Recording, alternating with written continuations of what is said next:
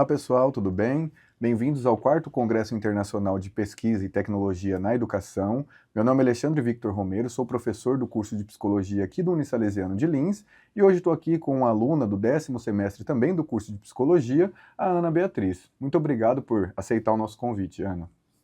Olá, pessoal, tudo bem? Para mim é uma honra estar aqui hoje, né?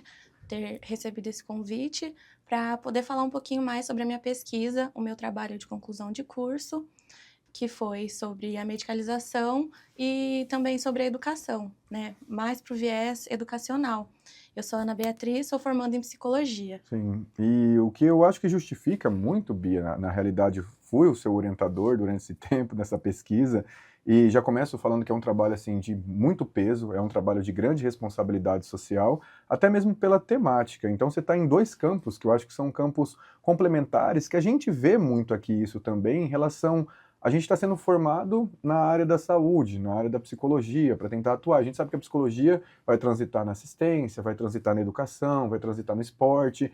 E aí você une um tema que você vai pegar um conceito complexo, vai olhar para o cenário da educação, vai tentar pensar o que é educação, na sequência vai tentar pensar como a gente pode fazer uma intersecção ou o que está acontecendo em relação à medicalização. E aí eu começo falando para o pessoal o título do seu trabalho, que por si só já é de muito peso, que ficou a biopolítica e medicalização, o corpo indisciplinado e o seu não lugar na escola contemporânea. Então aqui já tem muitos requintes, eu acho que desse jogo, de tentar dar conta de um cenário que é muito complexo hoje, ao mesmo tempo de como a medicalização pode olhar para tudo isso e seus efeitos. Então se você quiser começar falando para a gente um pouquinho de como você chegou nesse tema de pesquisa, o que te mobilizou, qual que é a, vamos usar uma expressão que eu gosto muito, a condição visceral que te coloca para ser pesquisador nesse lugar, eu acho que seria um bom começo.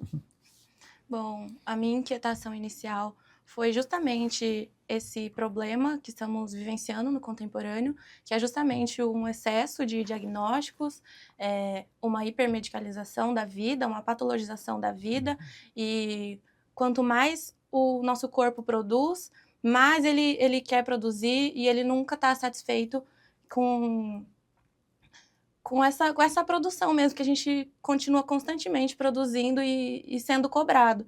Então, a performance do corpo, ela é muitas vezes aumentada pela medicação. Então, mesmo que não tenha um diagnóstico ali, o corpo ele é induzido a inserir algum tipo de medicação para esse excesso de produção mesmo.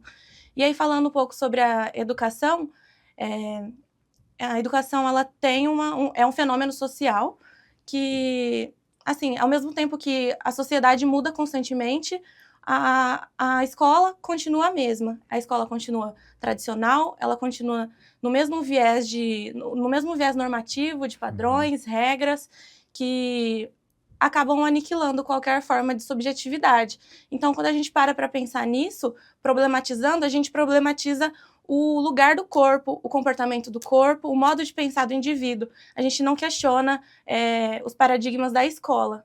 Perfeito. Eu tenho sempre, quando você fala sobre isso, tem dois lugares.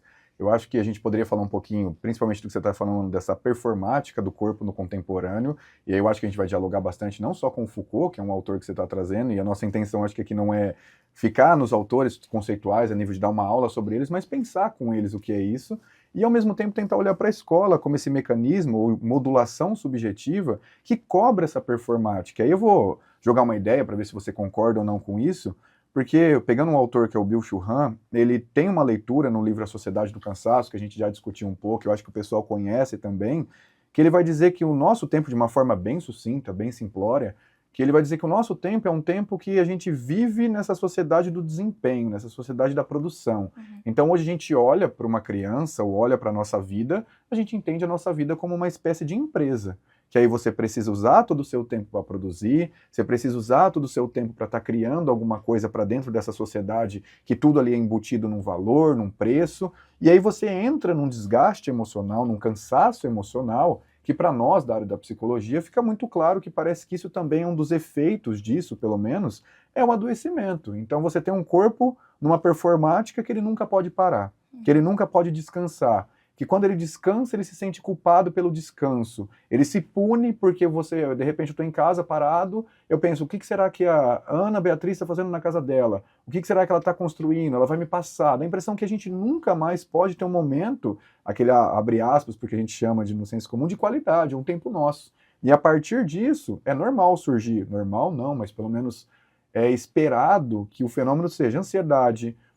angústia, a própria depressão, ou talvez essa questão desse medo de ficar desamparado ou não conseguir. E aí eu acho que a análise final é muito precisa, que quando uma empresa, se a gente se entende como uma empresa, e quando uma empresa não produz, a consequência dessa não produção, obviamente, seria falência. E um corpo performático que não tem essa capacidade de performar numa intensidade muito grande, o que acontece com ele? Ele entra num desgaste, ele entra num lugar que automaticamente se sente inútil, inutilizável, até mesmo pensamento e ideação suicida.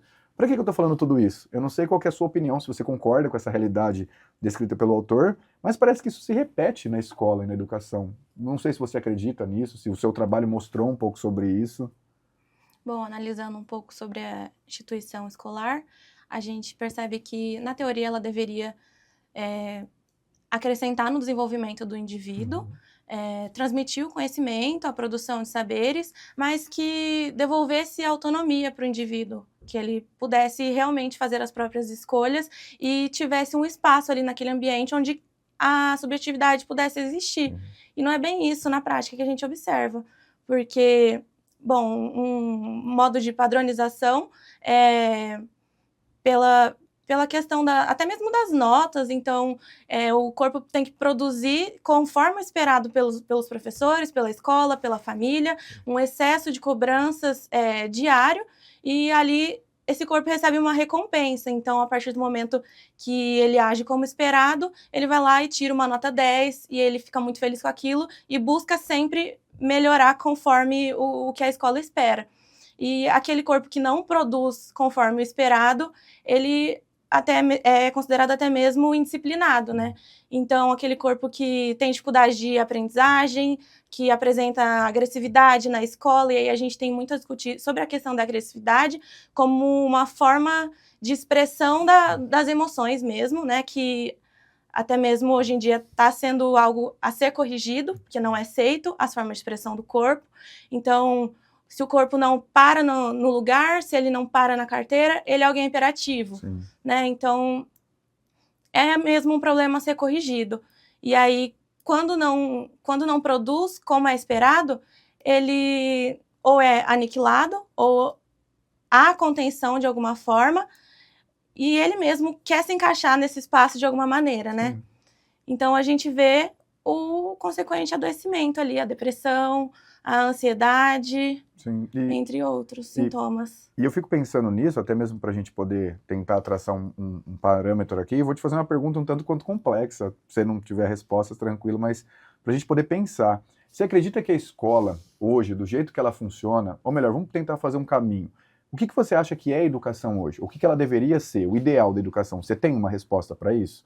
E assim, vai de improviso mesmo, porque eu também não tenho essa resposta agora. Se eu puder falar para você o que é educação, eu imagino que ela poderia ser, mas eu não sei exatamente o que ela é hoje. Até um campo de estudo, que é o meu particular, que eu tento entender isso, mas para você, depois dos seus estudos, depois do seu trabalho, o que você entende que a educação é hoje? Para depois a gente entender como que ela chegou nesse lugar. Você tem mais ou menos uma diretriz do que poderia chamar hoje do que é educação?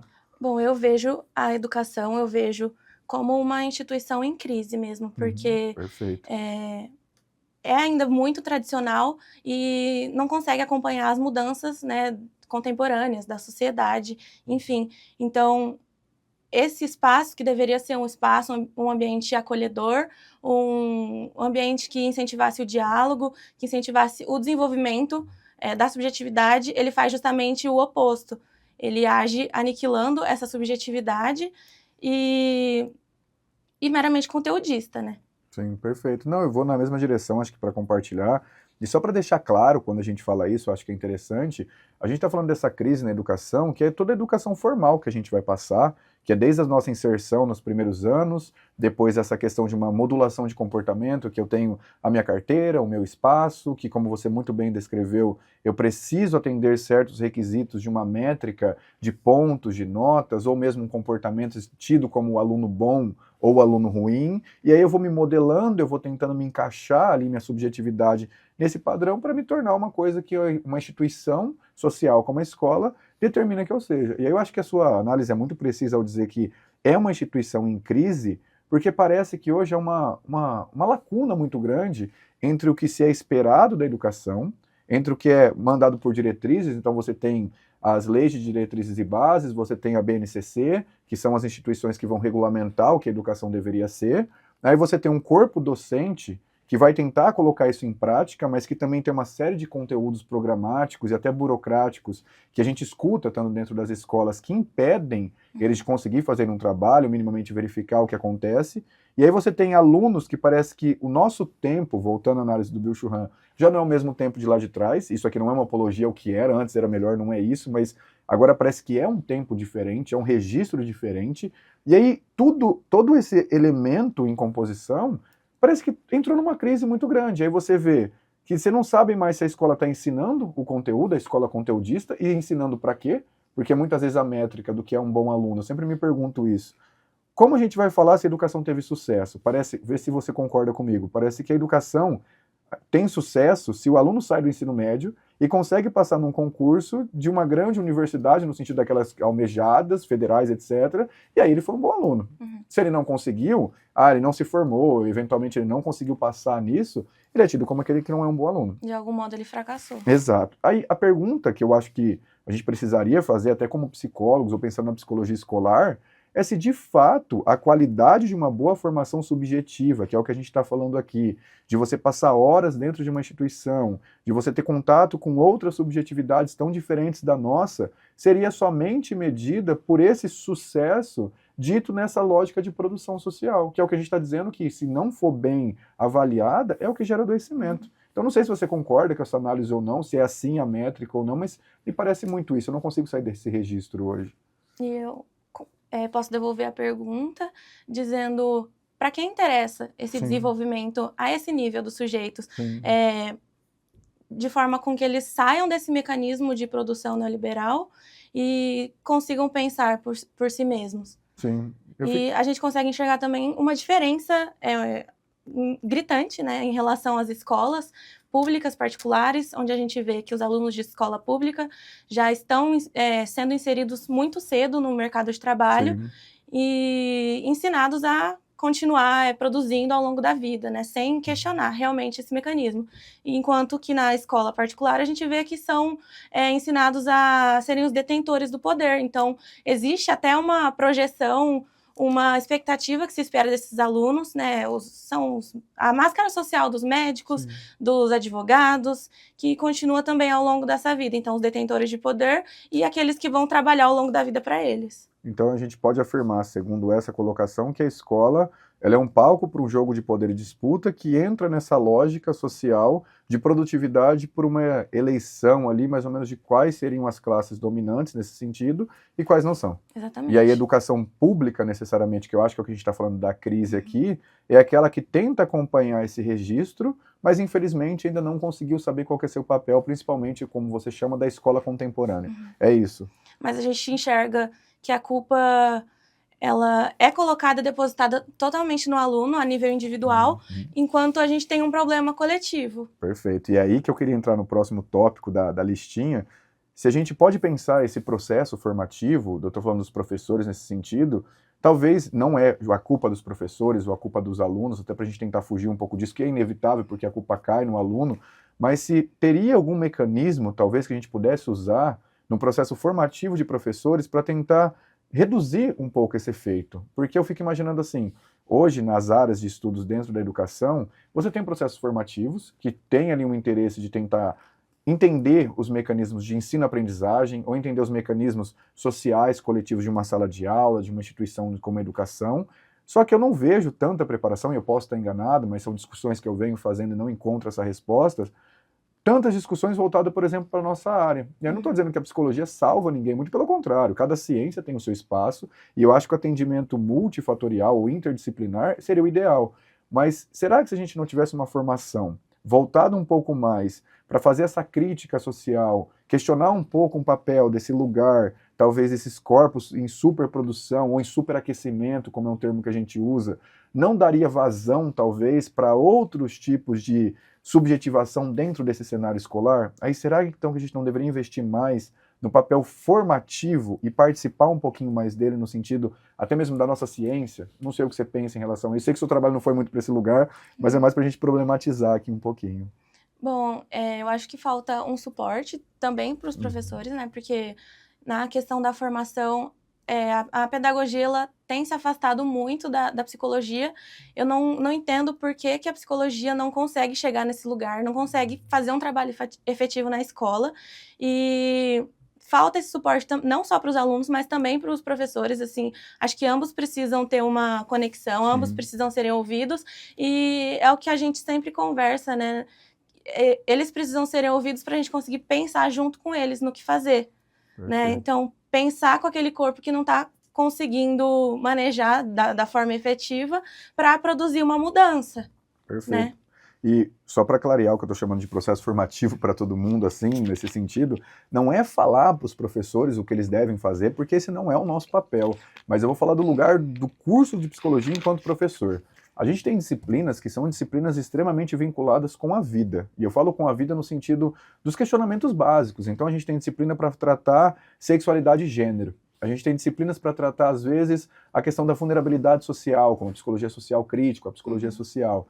A gente tem disciplinas, às vezes, para tratar a questão de formação subjetiva e como determinados traumas familiares, de infância, afetam ali o sujeito nessa forma de se colocar ali social. Aí eu fico imaginando a escola, porque você coloca uma criança de 3, 4, 5 anos, ela vai ter esses questionamentos ou ela vai manifestar esses campos dentro da sala de aula. E se você tem um professor que ele está preparado somente com esse viés técnico, até muito especialista no sentido de ensino-aprendizagem, vai acontecer algumas manifestações inevitáveis da condição humana que talvez ele, enquanto pessoa, enquanto ser humano, nessa condição, não sabe nem lidar com ele mesmo, ou não tem a permissão para lidar com isso. E aí a gente percebe nesse mecanismo da educação que até certos temas não entram na escola. Então, a gente pode ser bem sincero, bem franco aqui, eu acho, para não ficar escondendo as coisas, porque é uma questão social.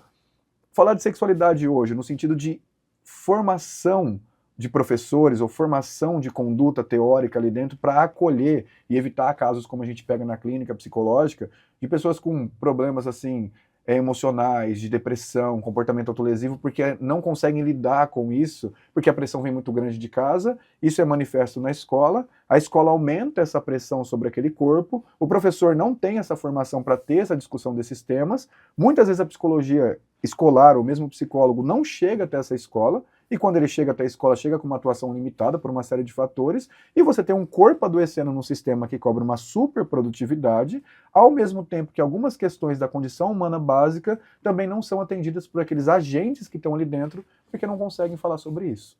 Então parece que, aí é uma afirmação minha, do Alexandre, tá? Não vou jogar isso na responsabilidade da Ana Beatriz aqui, mas parece que muitas vezes essa instituição, ela tem um escopo de violência que ela não percebeu ainda. E não é por mal, mas toda instituição tem seu escopo de violência, tem sua finalidade disso.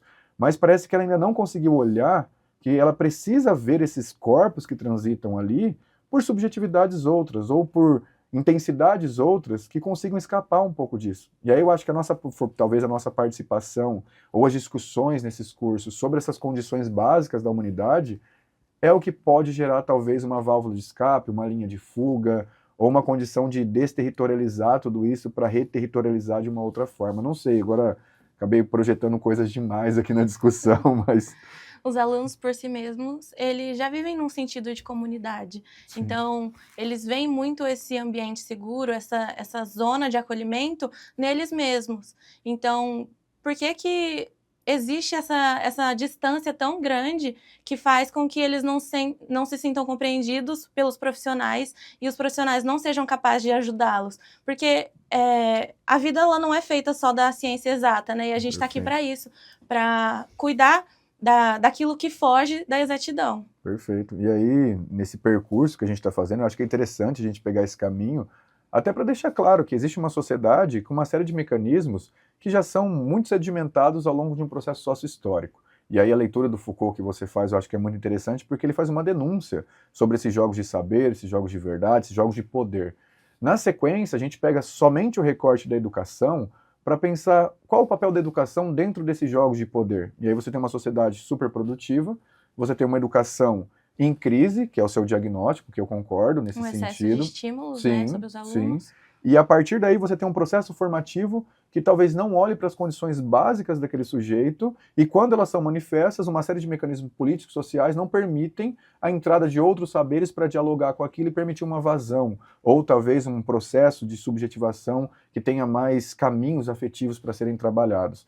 Aí a gente fica se perguntando, então quando eu tenho um aluno numa condição que o corpo é indisciplinado, que o corpo ele ainda não foi docilizado, ou aquele aluno que se recusa a ficar sentado, ou aquele aluno que às vezes tem episódios de violência que podem ser por uma série de fatores, ou a gente pegar até mesmo o contexto mais radical, que é esse contexto dos massacres, dos atentados que estão acontecendo dentro da escola, a gente entende que tudo isso pode ser sim um fenômeno de adoecimento, um acontecimento da educação devido a tudo que a gente conversou aqui.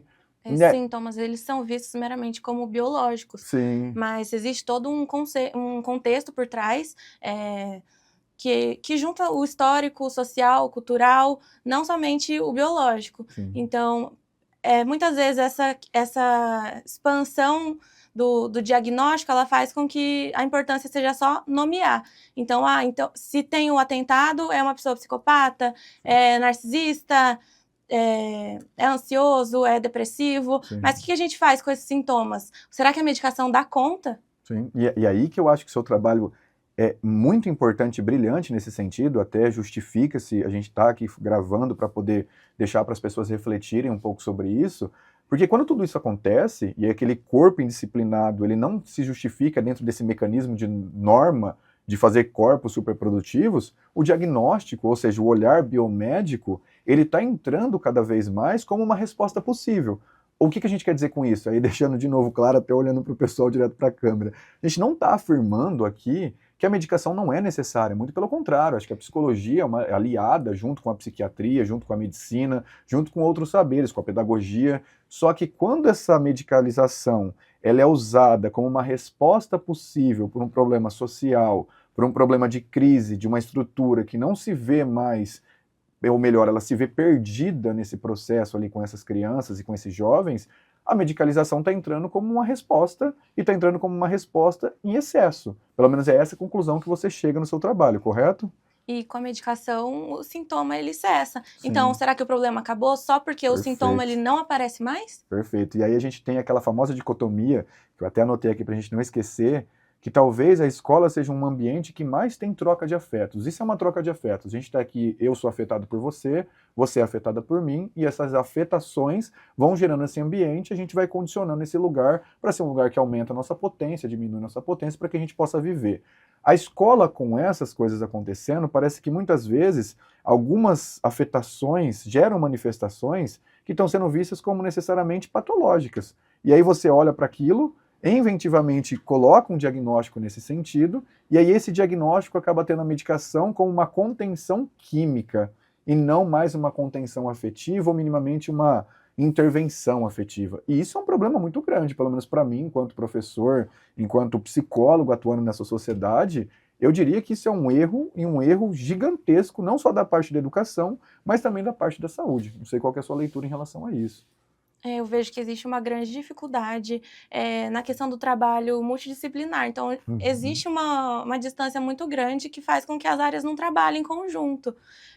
Ainda existe uma autoridade médica muito grande, onde se sobressai o trabalho da medicina sobre a assistência, sobre a psicologia, e não é o sintoma biológico não é o único a ser levado em consideração, apesar de ser muito importante. Sim, e aí eu acho que é muito evidente que o lugar da medicina hoje ela tem um compilado de resposta muito maior do que necessariamente a psicologia. Então a gente também é preparado, eu acredito, para atuar dentro da escola. Só que a gente percebe que essa atuação ela é reduzida a um olhar de tentar dar uma resposta. Eu vou falar por experiências minhas dentro da escola, se você tiver também quiser compartilhar.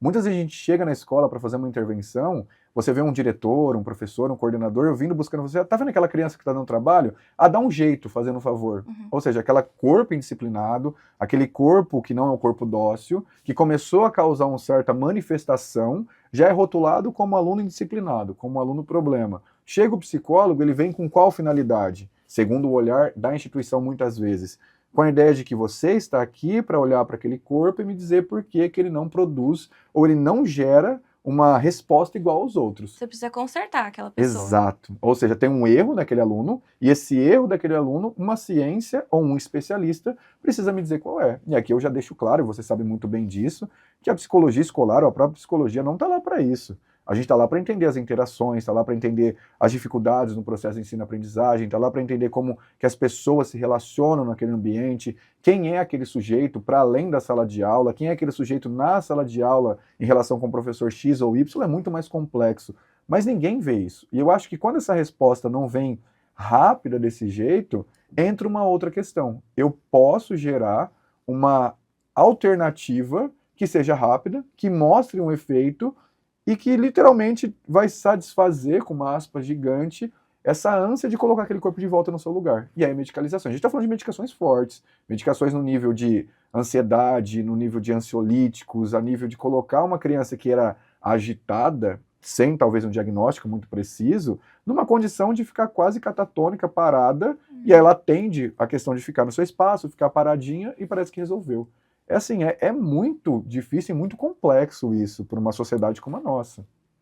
A nível, como experiência pessoal, eu tive uma experiência no plantão escolar, eu realizei o plantão psicológico em escola, e quando eles receberam a gente, né, foram alguns alunos, eles não tinham uma sala para a gente poder realizar esse atendimento. Então o problema já começa por aí, não tem um preparo, e eu não sei se tem vontade suficiente para receber esse nível de suporte psicológico. Eu já pensei, aí só foi um pensamento mesmo que passou rápido pela cabeça, se na sua próprio título é o não lugar desse corpo indisciplinado. Esse não lugar, numa geopolítica, ou mesmo numa organização estrutural, também é o nosso. Parece que a psicologia muitas vezes não é bem-vinda nesse lugar, até porque talvez a gente tenha perguntas para soluções que estão lá que não sejam eficientes. Então, aí eu vou colocar uma questão também de uma vivência prática, tá? Respeitando aqui o sigilo ético. Uma criança que pela manhã precisa tomar 5 medicações e que necessariamente passa por um diagnóstico de uma hiperlotação dentro do SUS em aparelhos que aí têm as suas dificuldades, até mesmo devido ao nosso tempo, eu acho que isso é uma coisa a ser questionada. E aí, se aquela hipermedicalização, ela é necessária, talvez por outras ferramentas. E aí eu já compartilhei esse caso algumas vezes para a gente pensar, quando você tem uma contenção afetiva, muda-se a forma como se trata aquela criança, muda-se o cenário como você vai tentar olhar para ela, você começa a perceber que o próprio comportamento, ele tem uma mudança, eu não vou dizer para mais ou menos agitada, mas uma mudança significativa, que aquela medicação pode ser questionada. Será que de fato ela era necessária? Será que de fato ela estava ali para fazer um efeito que era por uma questão biológica? Ou será que de fato aquela criança estava numa condição de sofrimento tão grande, ou colocando alguém em um sofrimento tão grande, que a medicação se justificava nesses meios? E muitas vezes a resposta que eu encontro, atuando nesse cenário, é que não.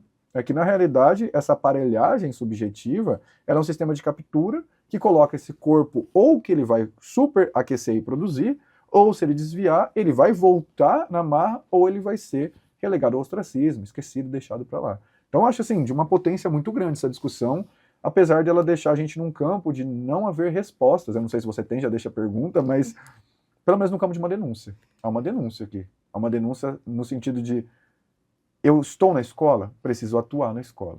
Eu faço parte dessas pessoas que estão lá cuidando desses corpos, eu entendo que o mecanismo social está cobrando isso delas e de mim enquanto um agente escolar, e qual é o meu papel para tentar criar uma metamorfose significativa na educação e na passagem desses corpos dentro desse cenário. Eu acho que essa é uma pergunta que, pelo menos ao terminar o seu trabalho, eu me fiz.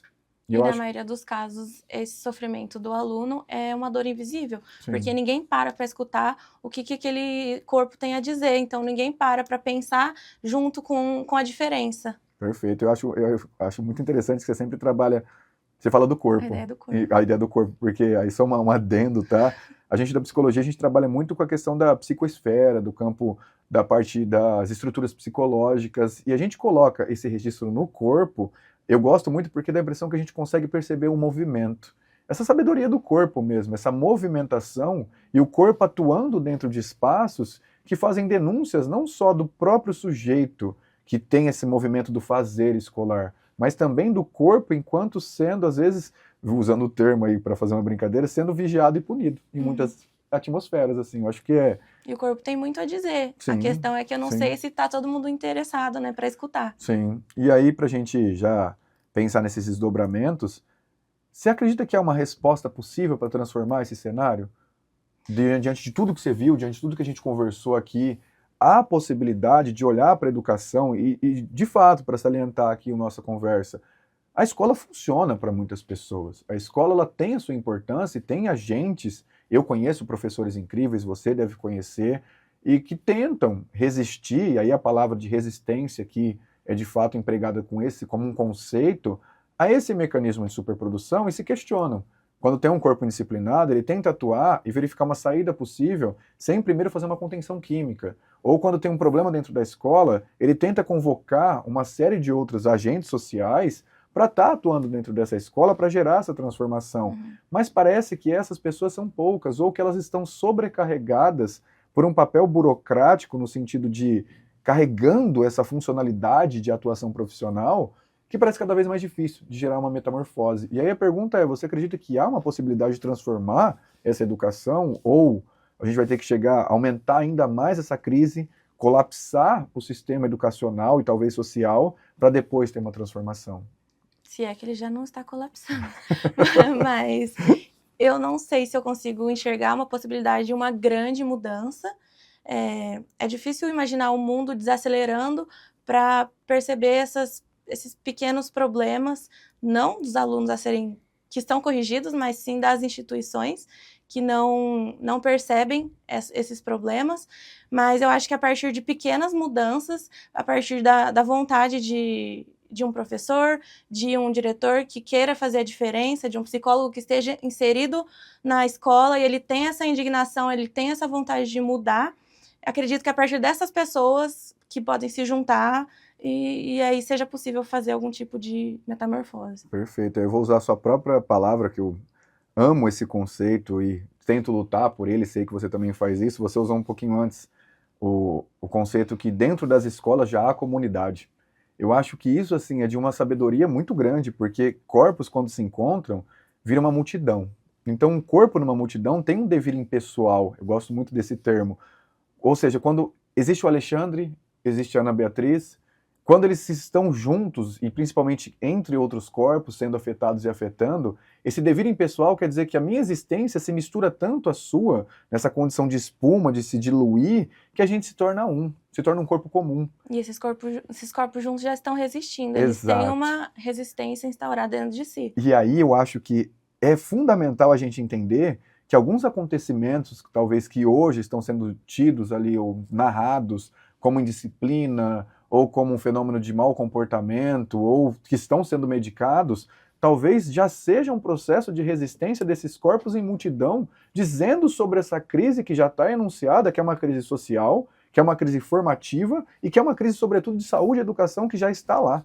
Então, talvez a gente está diante de um cenário que é um cenário de resistência dos corpos. E aí eu acho muito bonito isso, porque essa resistência, apesar dela gerar uma questão de uma violência, não a violência como atentados que a gente está falando, mas uma violência no sentido de ter uma luta interna de poder para tentar dar conta de tudo isso, mas ao mesmo tempo ela é convidativa. Ela é convidativa para a gente entrar junto com esses corpos, e aí um outro termo que eu gosto muito, e fazer aliança. Se aliar a eles enquanto psicólogo, psicóloga, para tentar olhar também junto com esses professores, junto com os médicos da psiquiatria e falar o que a gente pode fazer aqui. A ferida está enunciada, a ferida está na nossa frente. Antes de entrar nesse colapso que ele já está aí, talvez, o que a gente pode fazer daqui para frente? Ou o que a gente pode atuar para gerar uma transformação. E eu concordo, sendo pessimista, e não queria ser pessimista, eu juro, mas eu não sei se a gente vai desacelerar o mundo, mas talvez a gente possa desacelerar os processos de formação para que a escola se torne um campo frutífero para a multiplicidade e para a diferença, que é uma discussão que a gente faz sempre. Então, lá na escola não há um sistema único, todo mundo é igual, que todo mundo precisa performar igual. Muito pelo contrário, a escola é um lugar para que eu possa olhar para você e veja que você não é igual a mim. E a escola, o seu professor, o agente mediador tem que vir dizer, tudo bem a Ana Beatriz não ser igual ao Alexandre, tudo bem o Alexandre não ser igual ao Joãozinho, e como essas diferenças podem residir aqui sem que a gente queira matar ou atropelar um ao outro. Eu não sei se a escola hoje tem um espaço para essa indisciplina, que é o que a gente chama de resistência. Sim. Não sei se as pessoas que são dessa forma, que o corpo está denunciando um problema, se elas querem realmente fazer parte, né, disso. Mas talvez elas tenham uma criação, elas sejam capazes de criar um novo mundo, criar um lugar onde elas possam existir. Perfeito. E aí, já para a gente já fazer a nossa curva para o final, você pretende, uma pergunta mais específica para você pretende expandir esse projeto e continuar trabalhando na área da educação, talvez como psicóloga, pesquisadora, não sei, fazer uma especialização, mestrado, doutorado? Como que é esse momento de você olhou para tudo isso, você viu que isso está acontecendo no seu trabalho, e aí eu destaco o processo formativo e seu compromisso enquanto psicóloga, sendo formado pela nossa instituição, no sentido de olhar para algo e falar, eu quero fazer uma diferença, mas o que você vai fazer com tudo isso? Ou acabou, fica por aqui mesmo e não quero mais saber sobre isso, eu já fiz minha parte. Como que é isso para você daqui para frente? Eu não quero ser mais uma pessoa, mais uma profissional conformada. Então, esse trabalho foi uma denúncia, foi um trabalho denúncia de uma realidade que está gritando para existir e a gente não está dando espaço. Então, eu quero ser a profissional que dá um espaço para essa resistência existir. Então, eu pretendo continuar trabalhando e pesquisando e atuando na rede, fazendo a diferença de alguma forma. Perfeito. Mesmo que pequena, né? Mas É o que a gente conseguir fazer. eu acho que a aliança é isso. A gente estava batendo um papo antes de entrar aqui para gravar, às vezes a gente fala, precisamos de um protagonista.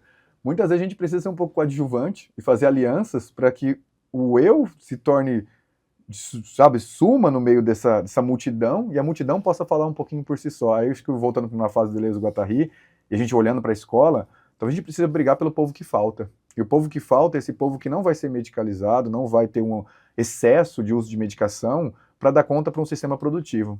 A gente não quer mais isso. E eu acho que a minha psicologia, a sua, e de muitos colegas que passam por aqui, não querem mais isso. E que bom que a gente tem pessoas como você, já 10º semestre, formadas, já meses para estar exercendo a profissão, com esse engajamento. E aí eu acho que a instituição acadêmica, eu falo do Salesiano, mas eu falo também de pesquisas na especialização, pesquisas no mestrado, no doutorado, elas não são simplesmente uma questão de só olhar para um conceito, uma teoria e ficar lá pensando horas. Muito pelo contrário, você pega um trabalho, você olha para uma questão da sociedade e fala, o que está acontecendo aqui? Você gera um problema daquilo, e aí você coloca os agentes que estão no campo. Eu vejo um professor pegando o seu trabalho e lendo. Ele, se for uma pessoa com esse engajamento, ele vai se questionar. Ele vai perguntar, será que eu estou fazendo parte dessa engrenagem ou estou resistindo a essa engrenagem? Eu fico pensando uma mãe ou um pai de um aluno pegando esse trabalho para ler, com toda a questão conceitual que tenha, muito bem escrito na parte teórica, mas sobretudo com o que ele está querendo contar, e se questionando, será que eu estou fazendo o meu papel como instituição familiar e também atuando de acordo com a escola para que esses processos sejam o mais saudáveis possível?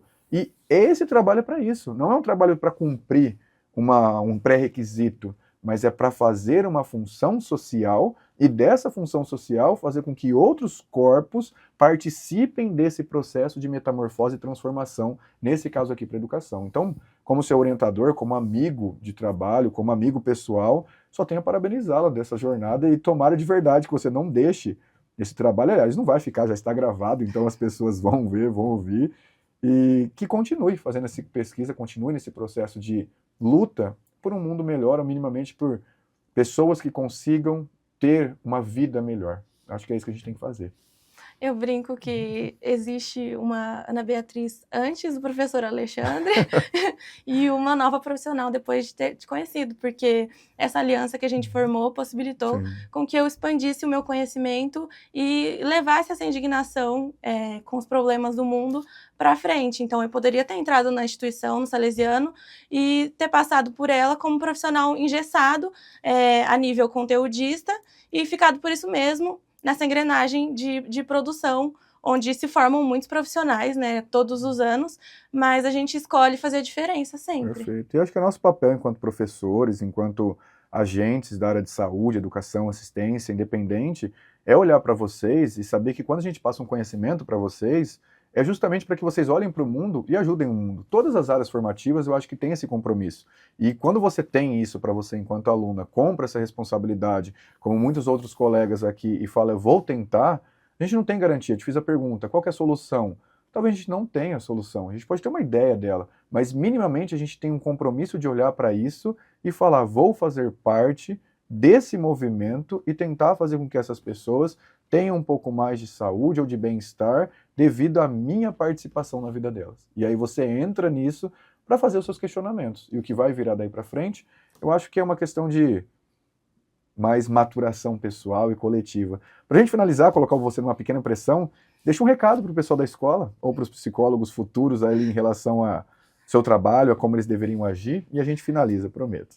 Bom, eu acredito que a gente deveria olhar mais sobre a questão do trabalho multidisciplinar, como a gente conversou anteriormente, a psicologia ainda não consegue chegar na escola com tanta eficácia, por uma série de questões, enfim, né, mais políticas, mas a psicologia ela é política, a psicologia ela precisa chegar em lugares, onde a exatidão não dá conta.